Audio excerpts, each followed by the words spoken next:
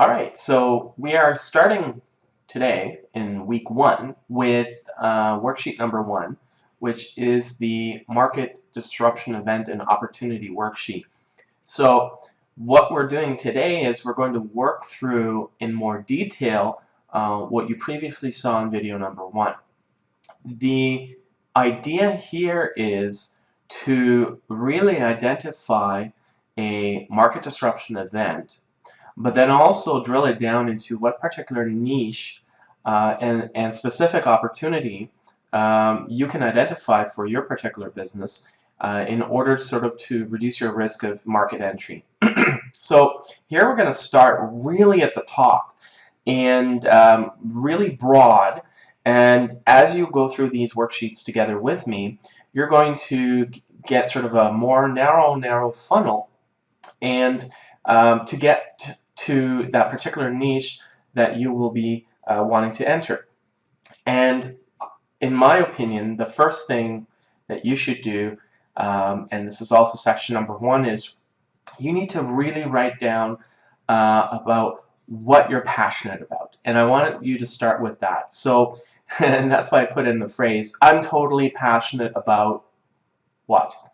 And so, you know, if you're starting a dog business or a dog walking business, then you're probably going to say, you know what, I'm totally passionate about animals and dogs in particular, or cats, and I really love their friendship. I love everything about them. I love to teach them to do tricks, and I enjoy that particular line of work. I love being outside. I love walking the dogs. I like interacting with people in the parks. So that's what I mean about passion. How can you, there's a reason why you want to go into this business. And yes, money is one thing, and success and all of that, but I think you have to be really passionate about whatever industry or business you're going to go into, or else you're not going to be successful, because you won't have the drive or the willingness to push yourself and your business. So I want you to write down exactly about what you're passionate about. And, you know, if your passion is, I don't know, pizza, and you want to open up a pizza store, then you're like, you know what, my passion is cooking for people. I enjoy their smiles on their faces when they enjoy my food. I like the challenge of creating new menus for people to explore. And I enjoy the fact that I, you know, can be in a kitchen and create something that's going to make people happy. So that's what I want you to kind of think about when you're filling in the first section. And so for me, I'm passionate about starting businesses. My business is starting businesses. And I'm not sort of the type that says, hey, I'm going to run this business for the next 20 years. Because that's not me. I'm maybe a little bit too ADD. So I want you to write down in here whatever you're passionate about. So I'm going to say, you know what, I'm really passionate about, you know, starting new businesses and helping others to succeed, right? And so I just want you to fill it in like that, and it doesn't have to be, you know, the final thought on the matter. In the second section, what we're going to look at is, what industry are you actually in? So just like in my dog walking business, I said, you know, what industry are you in? You're probably in some sort of a service industry, and it could potentially be, it's probably almost like a concierge or personal shopping, right? Sort of like maybe even assistant, right? So that's sort of kind of the business you're in now. If you're starting a .com business, you'd say, okay, I'm in the .com arena, .com industry. But then I want you to drill it down a little bit. Like, what exactly in what kind of industry are you in? Is it a website, or is it who knows, like a service provider, right? Is it like an ISP? Or if you're starting a retail business, then I really want you to say, okay, if I'm in retail, then what kind of retail business are you in? Is it food? Is it fashion? Right? Is it general merchandise? Those sort of is really where I want you to go into. But try and get into a little bit more detail than what I'm trying to put in here. I really want you to say, okay, this is this particular specific industry that I want to work in. Now, if you don't really know exactly what kind of fashion or food outlet that you're going to be starting, this is at least going to say to you, okay, I'm identifying the industry that I'm in, and I am saying I am in the fashion industry and I'm in retailing. So I think that's really, really key. Now, what we're going to do is, once you've kind of identified your industry, you're now going to figure out who your major players are in this particular industry. So if we're saying, and I'm going to take retail because there's a lot of, there's sort of a lot of examples that I can give for the retail industry. So if I say we're in retail, who are sort of the real big major players? Well, of course, there's the Uber monster called Walmart, and there might be maybe another sort of Target, right? And these are sort of general merchandise stores. But let's say you are in food retail, then obviously the big targets would be something like McDonald's or Burger King, or even specific what might be relevant to your particular geographic location or region. Who are the big wigs in this particular industry? Now, I think Walmart is a little bit unfair because it's such a huge company. But if you're in a service industry, you might say, hey, there is another dog walking business, or there's another 2 or 3. And these guys really have sort of cornered my particular market or my particular part of town or the city. But I really want you to identify these 4 major players. And the reason why we're doing this, the reason why we're identifying major players is because we're going to try and later on see exactly what these guys are doing in the market that's making them successful. Because what we're going to do is we're going to try and play off their strengths in the market and sort of almost like fly in on their coattails. Because there's a lot of things that you can do to bring your company closer to the major players than you would if you were just trying to start something new. And then this is sort of this whole principle of copying something that's already successful. And I'm not saying copyright infringement, or I'm not saying word for word copy everything they say in their flyer. I'm saying that they have a general way of doing things, and it's making them very successful, so we might want to try and compete. Now, obviously, you're never going to be a Walmart this early in the game, but they started out at the beginning as well, and they had some general principles that really helped them to grow. So that's what I want you to figure out in the major players. Who are the 4 big wigs in this particular industry that you're trying to get into? Now, remember when I said a market disruption event is a combination of a change in the marketplace, or a change in consumer behaviors, or a change in technology. And that in itself is a market disruption event, which is going to create a particular opportunity. So what I'm asking you to enter here is there currently in your particular industry a shift in technology or service offerings? And once again, this is a very broad spectrum approach, but if you are in the dog walking business, and the reason I say dog walking is because it's just a very sort of basic service business that doesn't take a lot of capital investment except for a lot of time. But what is the shift in the dog walking business as of late? And I'm lucky to have a couple of dog walkers that walk my dog. But the difference, for example, is not only are they now doing dog walking, but they're also doing dog sitting. They're doing grooming, spa days, for dogs, and they're actually now also doing sort of training. So there's a shift in the service offerings. They're becoming more broad. Some are actually sort of retrenching, becoming significantly more focused, and are just saying, you know what, I'm just walking the dog. But there's sort of a way of changes in their service offerings. And if you're in the retail space, you know, what's the shift in technology right now in the retail space? Well, you've probably seen a lot of these checkout counters that are sort of self-serve. So everything from your local grocery store to big companies, Walmart, IKEA, that are now making you, check yourself out rather than having somebody, some cashier there. So that, for example, is a huge shift in the actual technology, and a lot of the large retailers like IKEA and Walmart, which are global, are sort of pushing a lot of new technology. And that's a good example in shift in technology. Has there been a change in service offerings in the retail market? Not really. But you are seeing, for example, in the retail sector, drugstores.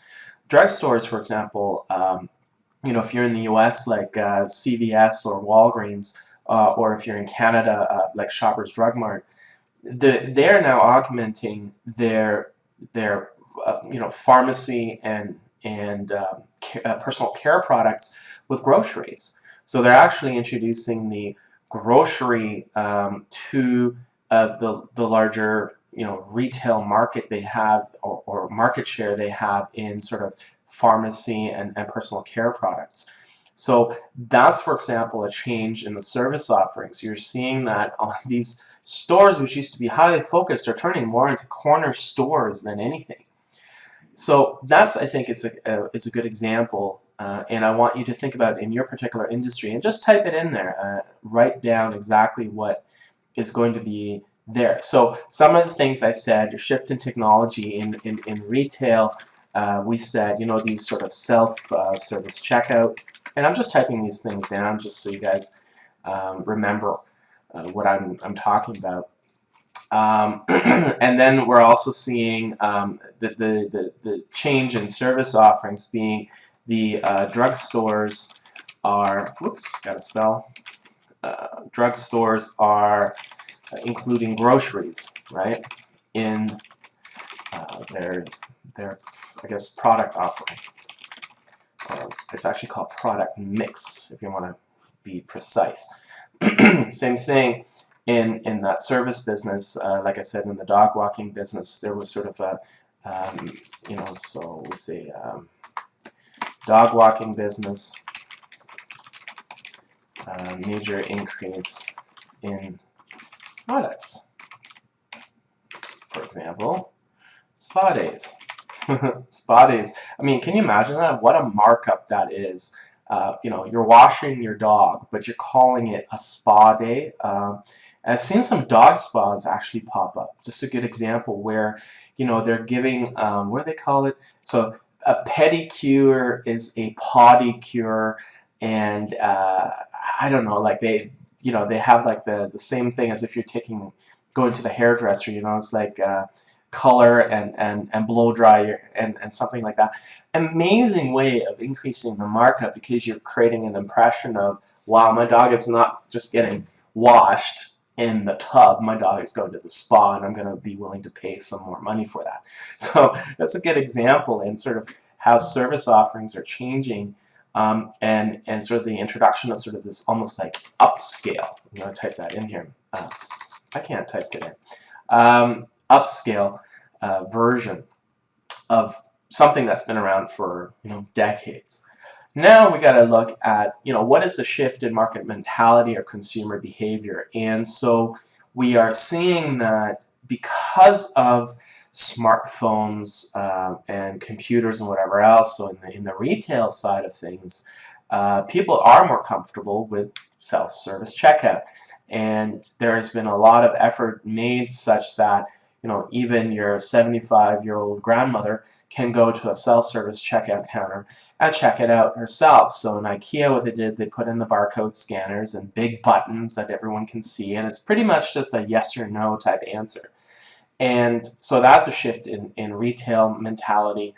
If you're looking at, once again, the dog walking business, where's the shift in market mentality? And so here we go. where these dog spa days are really something that's upscale and almost like high-end luxury for your dog. And that's, for example, where we used to just buy dog food. Now we have to buy a particular brand or something high-end. Your dog used to get washed in the tub. Now you take your dog to the spa. Same thing goes for, if you're in that retail, people are looking to, and this is a shift in mentality, and this is why the retail mix in the drugstores is changing. People don't have the time or don't want to run to 5 different stores. If they can do it all in one store, they will want to do it there. So the drugstores like CVS, Walgreens, and Shoppers Drug Mart, they're really pushing for getting a larger share of the entire sort of grocery basket, if you want to call it.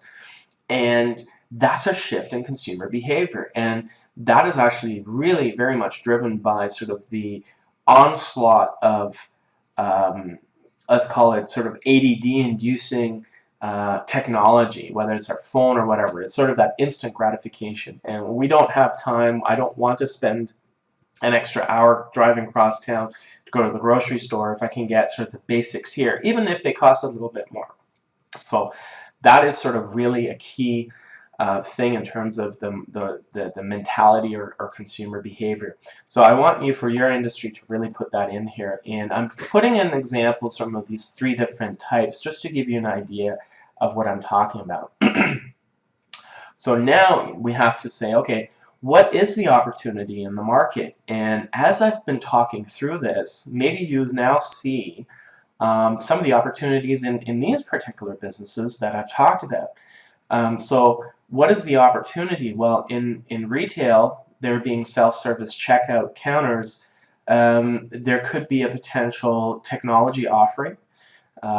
If you are a maker of software, if you are a company that makes those barcode scanners, or have a unique way of allowing people to self-serve checkout, that's a great way. If you are starting a new retail store, maybe the opportunity is the all-in-one store, right? We have everything. But we're not just a convenience or a corner store with jacked up prices where the carton of milk costs $10. So maybe that's the opportunity. Or if you're in your dog walking business, maybe you are a executive dog walker. Maybe you can start a dog spa and with higher retail margins. So I want you to think of the opportunity, and I'm going to leave this one open and not write anything in it, because I think it's important for you guys to come up with your own ideas and with your own opportunity. I don't sort of want to cloud you with some of my ideas, but I think if you see something in your particular industry, you'll see the opportunity. You're going to see that opportunity. And then what I want you to do is, now that you've seen the opportunity, I want you to think, what is the specific niche that you could enter in this particular opportunity? So if we're saying the opportunity is dog spa, then you might want to say, okay, the particular niche is I'm really focusing on a particular type of dog or a particular type of customer. If you're saying I'm starting the all-in-one store, then you're going to say, okay, the particular niche that I'm going to focus on the student market, 18 to 25, and I want them to be my primary customer, and I'm going to focus my store on exactly what the needs are of that particular demographic. So that's what I really want you to think about in the niche side of things. Drill it down, make it really focused. It's got to be something extremely focused if you want to make it successful. So now let's talk a little bit about the next steps. And very often you're going to need some sort of a permit or some sort of license to operate your business. If it's a retail store, you're going to need a business license, most likely at the state level. If you're starting your dog walking business, there is actually a licensing process for becoming a licensed dog walker, and you want that because you want the benefit of marketing that as a quality, but more importantly, you want that as the opportunity to show that you are an official, qualified individual. At the same time, you don't want to get in trouble with a state or your local town. So in terms of, and I apologize, this kind of got split up now because I've been sort of typing away here. Hold on. There we go. Well, that's not helping it either, is it? Let me just try something here. It's kind of chopping my spreadsheet up. This is the culprit. Okay, so let's look at some of the products and services that you could be offering. And what I want you to do is I want you to list at least 4 potential products or services that you could offer. So you've identified the opportunity, you've drilled it down into the niche. Now I want you to think about what are some of the key products or services that you could offer. So once again, if you are if you're a retailer, maybe you have a dry cleaner right inside. There's actually, I saw this in the previous place I lived in Toronto. There was this convenience store that was opened up, but it had a dry cleaner attached to it and something else. So, like, it was everything that you would want. I think it was a dry cleaner, pharmacy / convenience store, and it was all sort of in one corner. It was an awesome concept, and it really catered to that particular market, which was sort of a lot of young single professionals. They could go grab their stuff at the convenience store, grab the dry cleaning, as well as get whatever they needed at the pharmacy. So that was kind of a cool concept. But and it was completely different. It didn't look like a CVS or a Walgreens. It didn't look dated. It was really modern and cool and funky. It had awesome lights in it.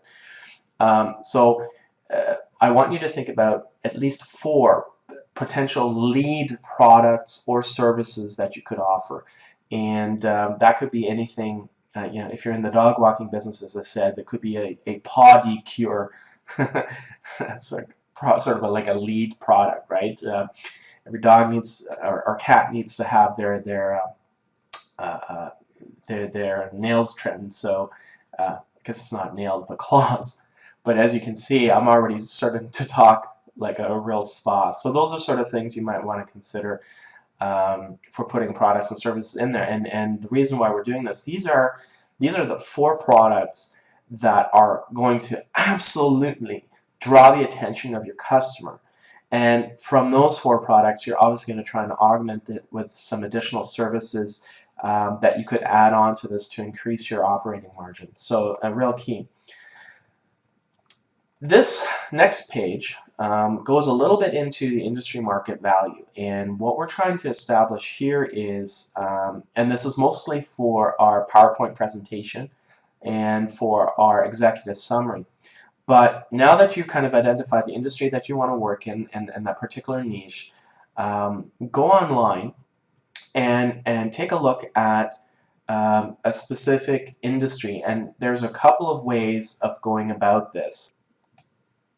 So the first way of going about it obviously is to search the internet, and I'm just going to drag here a particular website into my screen capture here. So there's a website called Kxter.com where you can get information on pretty much any industry out there in significant detail. So if you're consumer goods, you can go consumer goods and retailing, for example. And you can really drill it down into, I don't know, if you're selling luxury goods and then particular brands. But here's one thing you're going to notice. Look at the prices here, right? These are thousands of dollars of getting these types of research reports. And frankly speaking, if you're lazy and you want to spend the money, you might be able to find sort of a cheap report that you could get. But once again, sometimes you might not get the specific information that you want, and then you've paid a lot of money. But for me, I have sort of this, you go to, I'm right now in the energy industry, so if I look at energy and resources, and you can get this fantastic report here. Or, very simple, in my industry, I go to the industry leader. Remember those 4 big wigs that you identified? Well, the big wig, for example, in the energy industry is ExxonMobil, which is, an oil company. However, the interesting part is that these guys have already spent billions of dollars, and they've got this energy outlook, this year's report, and it's free. And look at this. So here we have, in the energy industry, the company leader is actually providing a free research report. And I don't know why it just disappeared on me. Oh, there it is. So this research report is in such excruciating detail. It gives so much information and about the energy market, that beautiful graphs, everything laid out for you in detail, and I think it's like, graphs and information, and there's so many pages. There's like, what, 50 pages of just raw data for my particular industry. So this is one of the reasons why I had you actually identify up here who the major players are in your industry, because some of these guys actually do create their own research reports. So like ExxonMobil in the energy industry, and by the way, they, because they're an oil company, they actually do cover renewable energy as well. So for me, and utilities. So for me, this energy outlook report, you'll see, electricity generation. So this research report is actually fantastic, and it's free. So what I want you to do is scour the web a little bit, go on Google, find some free reports, but really make sure that it's a brand name or very reliable. Actually, another great place to look is the management consulting firms. So Bain & Company, Ernst & Young, Deloitte & Touche, they all have these industry reports. Local law firms as well actually publish documents. So if you go to your local 300 lawyer law firm in your town, chances are they have specific reports in a particular industry that you could use, and that would be a great way of identifying information, and the source could be marked down as well. And by the way, always important in your presentations that if you say, the combined value of the industry is, I don't know, $50 billion, make sure you write down the source. Who said that, right? Like, who said that? Because it's really important, because you need to quote that in your PowerPoint presentation or in your executive summary. You're going to say, the market is $50 billion according to Bain & Company, so that you have a respective source for the information. And then now you said, okay, we're going into a particular niche. So what does that mean? The niche itself is worth maybe, out of the 50 billion, your niche might only be 1 billion, which is still huge. But your niche could be $20 million. Who knows what that particular value of your industry is? 50 billion is maybe a bit large, but that's certainly the energy industry. So our target, our market might be 100 million, which is actually quite small for the energy business. So be really precise, drill it down into the particular niche. If you find the right research report, they will drill it down into individual niches. And then, if you say, okay, our niche is 100 million, and this is like combined in all of the United States or Canada, what is the potential revenue that I think I can achieve in my city, in my particular area, with my little store or my little operation? Now, obviously, the dog walking industry, I don't know if it's a $100 million industry, but there's a lot of dog walkers, and there's a lot of people with lots of dogs. Sometimes you're surprised at how large the opportunities actually are, or the combined market. So based on what I just said, 50 billion energy industry, 100 million niche, we think we can probably do 5 million in the first in the first year. Now, If you're a smaller operation, let's just take it down. You know, replace the 50 billion with 50 million, and let's replace, you know, the combined revenue maybe down to, I don't know, let's say 1 million, just to bring it really down, and we can say, you know what, we can make $125,000 in our first year of operation. So that maybe brings it down a little bit into reality of a smaller business or a smaller operation. But you know what, $125,000 in revenues, it's actually pretty good because you're running it in a corporation and you'll have lots of expenses to offset it. So hopefully that's going to leave you with lots of money on the side, assuming you have proper margins. Now, coming to this, it's nice to have revenues and it's nice to have huge industry value. But I need you to think now a little bit about yourself. And this last sort of section here deals with you. And I call it Money Matters because I think it's important. I need you to look at your personal finances right now. And you probably know what you need on a monthly basis. And so what I want you to think about is how much money do you personally need to make per year in order to live at your current standard of living? And I want you to write down exactly how much is that, and you can say net after tax. So I want you to think about if you are now being self-employed, you're no longer an employee. And we all get a gross income from our employer, but we always know after tax and net of taxes, there's a specific cash flow amount that you need in order to survive. So if you are working on a pretty rich salary, let's say you're making $100,000 a year, you're not, and you don't end up with 100,000. You might end up with 50 to 60 after everything is paid to the government. So I want you to say, I need to make at least $50,000 per year net after taxes in order to survive.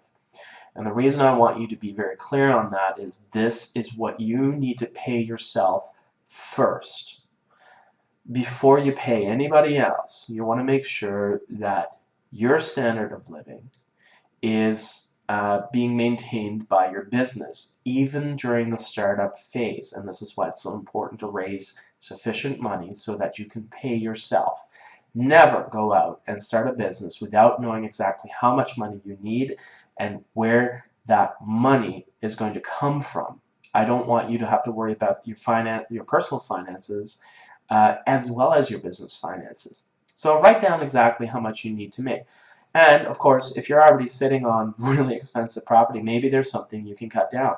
I'm the first to say that when I started a new business, I cut down my expenses. I really do. And I'll give you some concrete examples. I love cars, so I buy expensive vehicles. And I said to myself, no, you know what?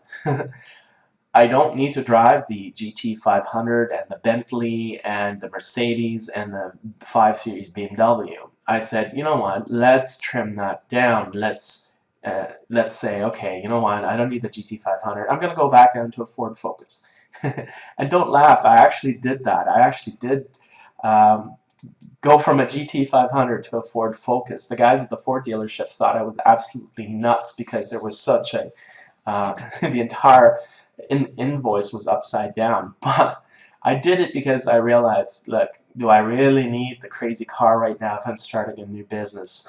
And so that's really sort of the key that you need to think is maybe there's certain things you can sort of, and for me it was my housekeeper was coming, I think 3 or 4 times a week, and I said, you know what, does she really need to come 3 times a week? Probably not.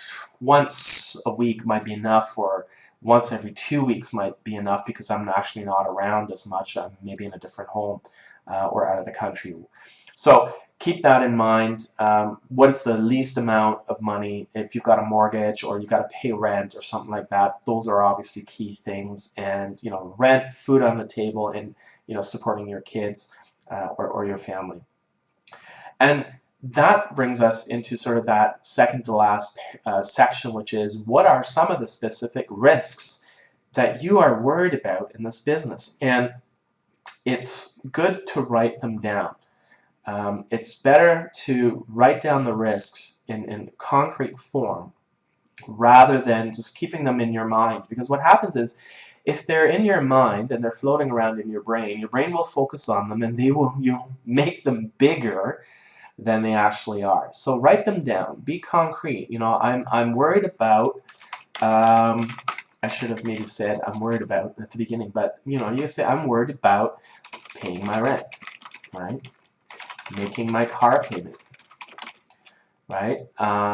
And at the other side, you're like, maybe you're worried about you know, being able to enter the marketplace, what particular industry that you're going into.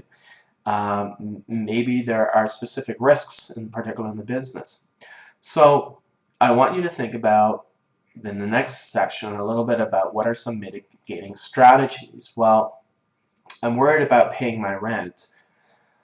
If you have an opportunity to scale down into a smaller place, that's always a good way to do it. I've done that in particular for places that I'm renting. So I might not be the best example, but you know, I've got sort of multiple homes around the world. But in the places where I'm renting, so I'm not owning, sometimes I'm like, you know what, this rent is like getting outrageous. Maybe I should scale down. So I've scaled down a couple of apartments from 2 or 3 bedrooms to 1 bedroom. And just because I'm like, well, you know what, I'm single again right now, I don't really need a big space, and I'm only here 6 weeks out of the year. Why the hell am I paying so much rent for a place that I'm not really using? So can you reduce the rent? Maybe you can scale down to a smaller car and reduce that car payment.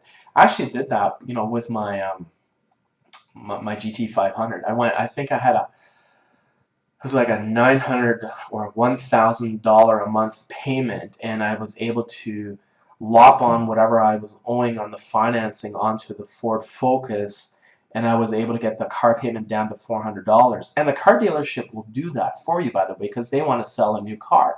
So they'll happily sell you that new car, make the financing arrangements for you. All you need to do is walk into the dealership and say, I want to get my car payment down to $400 a month. Make it happen and get me into a new car. You get the benefit of A, you get a brand new car. 2, you reduce your payment.